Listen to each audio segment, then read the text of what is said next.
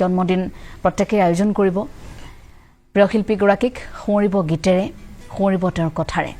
বাসগৃহত কেনে ধৰণৰ পৰিৱেশ মই অকণমান আপোনাৰ জৰিয়তে জানিব বিচাৰিছোঁ হয় কাইলৈ জুবিন গাৰ্গৰ উপজা দিন আৰু জুবিন দাবিহীন প্ৰথমটো উপজা দিন ইতিমধ্যে এই উপজা দিনটো উদযাপনৰ বাবে সাজু হৈছে ৰাজ্যৰ ভিন্ন প্ৰান্তত তেওঁৰ অনুৰাগীসকলে ইতিমধ্যে জুবিন গাৰ্গৰ জন্মদিনটো উদযাপনৰ বাবে আয়োজন কৰিছে আৰু মই বৰ্তমান উপস্থিত আছোঁ কাহিলীপাৰা তেওঁৰ বাসগৃহত আৰু কাহিলীপাৰাৰ বাসগৃহতো উপজা দিনৰ আয়োজন কৰা হৈছে মই প্ৰথমে এজোপা বকুল গছ দেখুৱাই ল'ব বিচাৰিছোঁ এই বকুলজোপা জুবিন গাৰ্গে নিজে ৰোপণ কৰিছিল আৰু এই বকুলজোপাৰ তলতে কাইলৈ উপজা দিনটোত জুবিন গাৰ্গৰ প্ৰতিমূৰ্তি উন্মোচন কৰা হ'ব ইয়াত প্ৰতিষ্ঠা কৰা হ'ব আৰু কাইলৈ প্ৰায় পুৱা 9 বজাৰ মানত এই প্ৰতিমূৰ্তিভাগ ইয়াক উন্মোচন কৰা হ'ব আৰু তাৰ সমান্তৰালকৈ এতিয়া জুবিন গাৰ্গৰ উপজা দিনটোৰ বাবে এতিয়া কাহিলীপাৰাস্থিত তেওঁ যি বাসগৃহক এক নৰূপ দিয়াৰ প্ৰয়াস কৰিছে পৰিৱেশ দেখুৱাইছোঁ আৰু এই স্থানতেই এই বকুলজোপাৰ তলতে কাইলৈৰ দিনটোত জুবিন গাৰ্গৰ প্ৰতিমূৰ্তি স্থাপন কৰা হ'ব উন্মোচন কৰা হ'ব আৰু আমি কিছু ইয়াৰ বাসগৃহটোৰ দেৱালসমূহ দেখুৱাবলৈ চেষ্টা কৰিম আমি কিছু আগুৱাই যাম দেৱালসমূহতো ইয়াৰ জুবিন গাৰ্গৰ যি ভালপোৱা সামগ্ৰী যি প্ৰিয় সামগ্ৰীসমূহ ইয়াত অংকন কৰা হৈছে এই পৰিৱেশ দেখুৱাইছোঁ এয়া হৈছে কাহিলীপাৰাৰ জুবিন গাৰ্গৰ বাসগৃহৰ দেৱালসমূহ এনেদৰে প্ৰাণৰ শিল্পীগৰাকীৰ প্ৰতিচ্ছবি ইয়াত অংকন কৰা হৈছে দেৱালসমূহত তাৰ সমান্তৰালকৈ যি বাদ্যযন্ত্ৰসমূহো ইয়াত অংকন কৰা হৈছে আৰু তাৰ সমান্তৰালকৈ এনেকৈ শাৰী শাৰীকৈ নাহৰ পুলি ইয়াত ৰোপণ কৰা হৈছে কিয়নো জুবিন গাৰ্গে গছ ভাল পাইছিল তেওঁ প্ৰকৃতিক ভাল পাইছিল আৰু তেওঁৰ এটা প্ৰিয় গছ হৈছিল নাহৰ তেওঁ নাহৰক খুব ভাল পাইছিল আৰু তাৰ বাবে এনেদৰে বাসগৃহৰ দেৱালৰ কাষে কাষে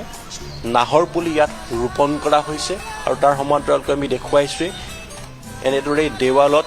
জুবিনদাৰ প্ৰতিচ্ছবি অংকন কৰা হৈছে তাৰ সমান্তৰালকৈ বাদ্যযন্ত্ৰসমূহ অংকন কৰা হৈছে আৰু আমি কিছু বাকী দেৱালসমূহৰ দেখুৱাবলৈ চেষ্টা কৰি আমি কিছু আগুৱাই যাব লাগিব আৰু এনেদৰে এতিয়া জুবিন দাবিহীন প্ৰথমটো যি জন্মদিন সেই জন্মদিন আয়োজন কৰিবলৈ সকলো সাজু হৈছে জুবিন গাৰ্গৰ বাসগৃহটোৰ কাইলৈ দিনজোৰা কাৰ্যসূচীৰে নাম প্ৰসংগ চলিব তাৰ সমান্তৰালকৈ কাইলৈ পুৱা প্ৰায় 9 বজাত প্ৰতিমূৰ্তি উন্মোচন কৰা হ'ব আৰু এনেদৰেই জুবিন গাৰ্গৰ এটা শাৰী নাহৰ চিঞৰি থাকিলে নহ'ব নাহৰ ৰুব লাগিব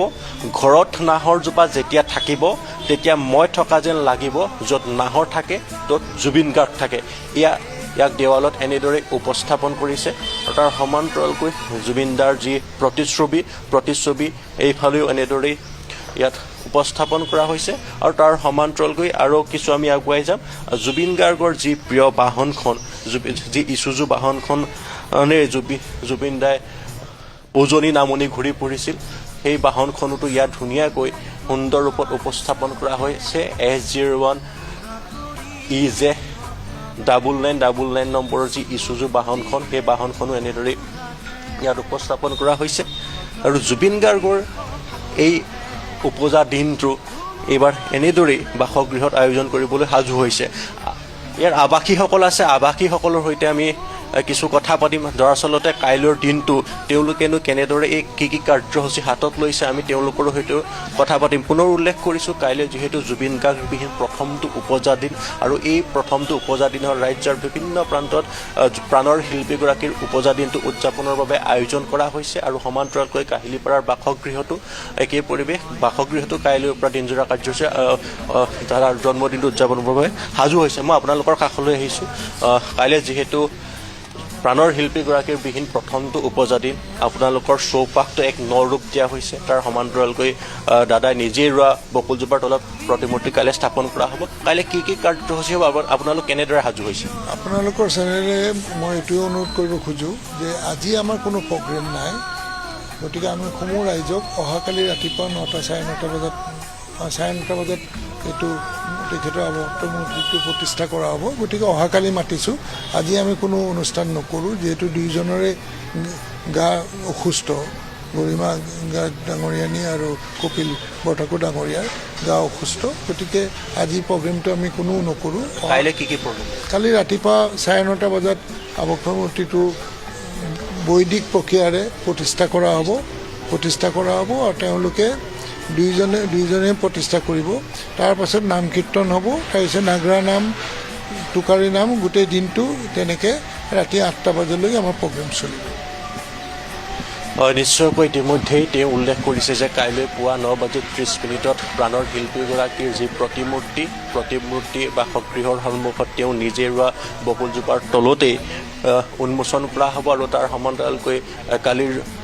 জুবিন গাৰ্গবিহীন প্ৰথমটো উপজা দিনটোত কালিৰ দিনজোৰা কাৰ্যসূচীৰে বিশেষকৈ নাম প্ৰসংগ হ'ব, তাৰ সমান্তৰালকৈ নাগাৰা নাম, টোকাৰী নাম আদিৰে এই নামৰ মাজেৰে কাইলৈৰ দিনটো ইয়াত